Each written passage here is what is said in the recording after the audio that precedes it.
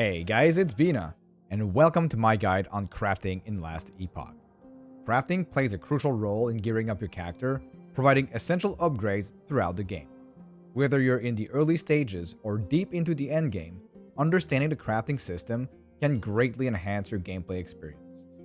In this guide, I'll delve into the key aspects of crafting, covering everything from the basics to advanced strategies.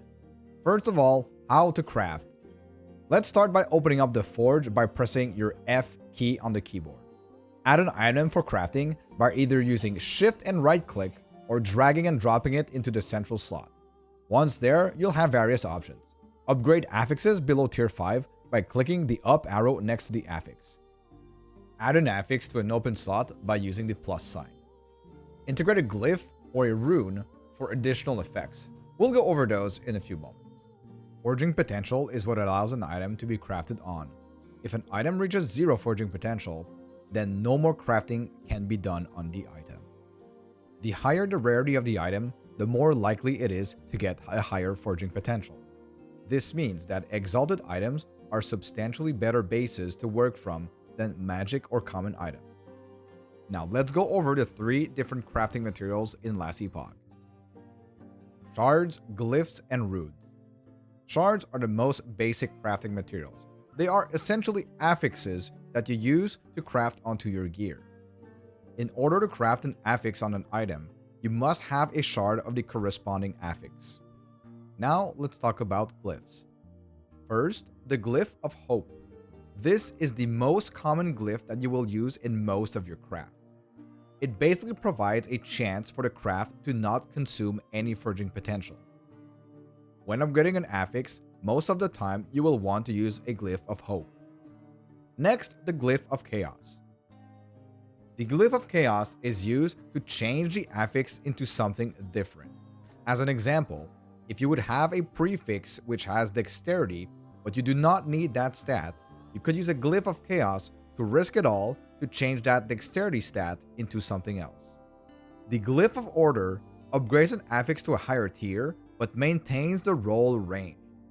This one is mainly used when upgrading an affix from tier 4 to tier 5. If you have a very high tier 4 roll, you can use a glyph of order to keep that higher roll into the tier 5 affix. Next up, we have the glyph of despair. The glyph of despair is a rare drop that has a chance to seal an affix of your choosing instead of upgrading it. Sealing an affix moves it to a separate slot which is not a prefix nor a suffix. It also opens up the affix slot it had previously occupied.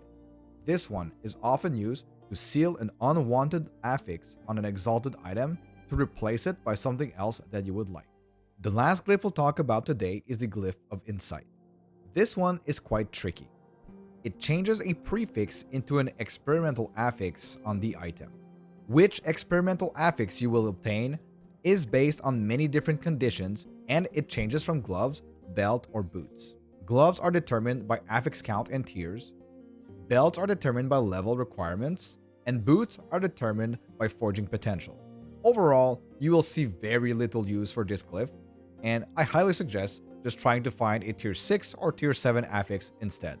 If you absolutely need to use one, I will link down below a simulator where you can actually check what affix you will obtain on your item after using one. Now let's talk about runes. The 2 most common runes that you will use are going to be the rune of shattering and the rune of removal. These are used to extract affix shards off of items. The rune of removal guarantees getting equal number of shards equal to the amount of tiers on the item. The rune of shattering, on the other hand, destroys the item and returns a certain amount of affix shards, ranging from 1 to the total number of affixes on the item. Keep in mind, the rune of removal is way better because it guarantees getting the shards, but it uses forging potential. If you have 0 forging potential, your only way of retrieving those affix shards is going to be the rune of shattering. Next, we have the rune of refinement. This one rerolls all affixes on the item within their tiers.